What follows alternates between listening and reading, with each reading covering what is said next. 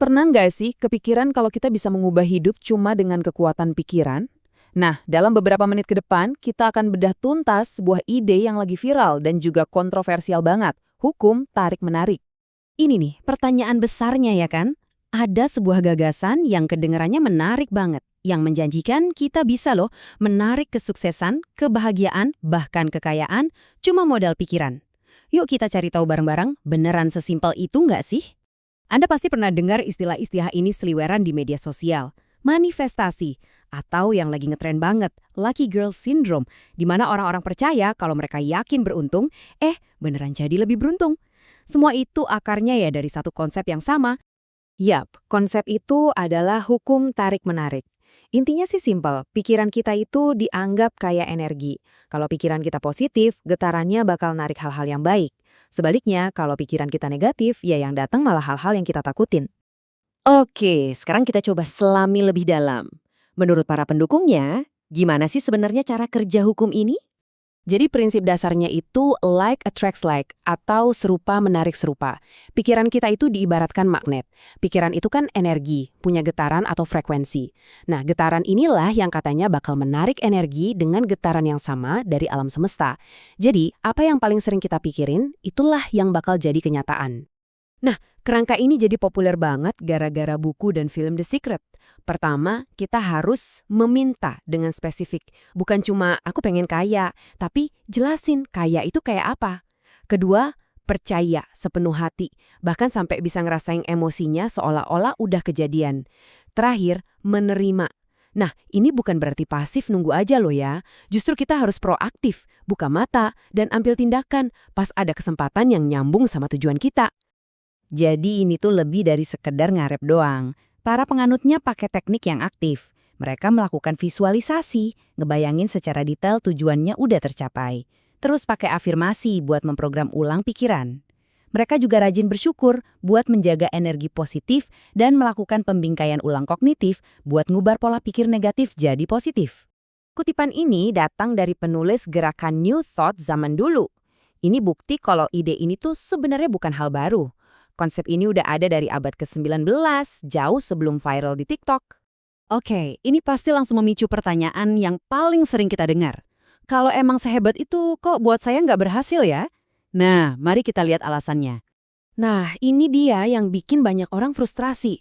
Kalau ini beneran hukum, kayak hukum gravitasi, harusnya kan berlaku buat semua orang dong. Tapi kok kayaknya kenyataannya nggak segampang itu ya? Uniknya, bahkan para pendukungnya sendiri juga mengakui kalau seringkali ada kesalahan dari sisi pengguna. Mereka bilang kegagalan itu seringnya karena kurang tindakan nyata, nggak konsisten, atau, nah ini yang paling berat, ada keyakinan negatif di alam bawah sadar kita yang malah bertentangan sama keinginan sadar kita. Atau bisa juga karena kita terlalu fokus sama apa yang kita nggak punya, yang akhirnya malah narik lebih banyak kekurangan. Sekarang, kita masuk ke inti perdebatannya. Di mana sih batas antara keyakinan spiritual dan fakta ilmiah? Ini nih titik paling kontroversialnya.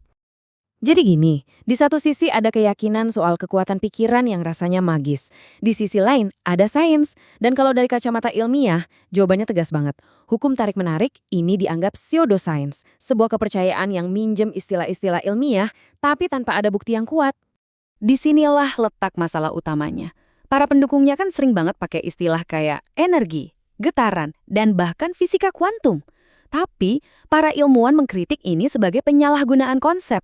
Kata-kata itu punya makna yang sangat spesifik di dunia sains dan dianggap nggak ada hubungannya dengan cara kerja pikiran seperti yang diklaim.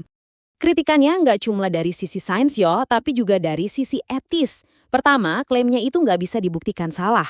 Kalau gagal, yang disalahin selalu diri kita sendiri. Kedua, kita cenderung cuma ingat pas berhasil aja, lupa sama pas gagalnya.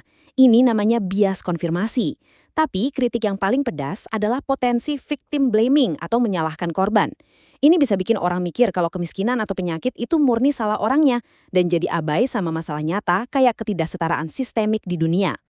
Jadi setelah dengar pro dan kontranya, kita harus gimana dong? Apa konsep ini harus kita buang jauh-jauh? Coba deh, kita pisahin antara premis dan praktiknya. Mungkin ada sesuatu yang berguna di dalam teknik-tekniknya, terlepas dari kita percaya atau enggak sama hukum universalnya. Ini yang menarik banget. Kalau kita lihat teknik-tekniknya satu persatu, kita bakal nemuin banyak kemiripan. Praktek-praktek di hukum tarik-menarik ini ternyata mirip banget loh sama prinsip yang udah lama ada di psikologi dan berbagai ajaran spiritual. Afirmasi positif itu mirip sama cognitive reframing. Visualisasi itu mirip latihan mental yang biasa dilakuin atlet. Dan keharusan untuk bertindak itu kan sama aja kayak konsep ikhtiar. Nah, ini dia inti yang bisa kita ambil. Kita bisa pisahin tekniknya dari klaim metafisiknya. Coba deh pikirin, memfokuskan pikiran ke tujuan, ngebayangin kesuksesan, terus proaktif ambil tindakan. Itu semua kan praktek yang bermanfaat banget, terlepas dari mekanisme apapun yang kita yakini ada di baliknya. Jadi pertanyaannya kembali ke kita semua. Apakah ini beneran sebuah rahasia universal? Atau jangan-jangan cuma nama keren yang baru untuk sebuah gagasan yang sebenarnya udah tua banget? Yaitu, dahsyatnya kekuatan pikiran yang terfokus. Pilihan ada di tangan Anda. Terima kasih sudah menyimak.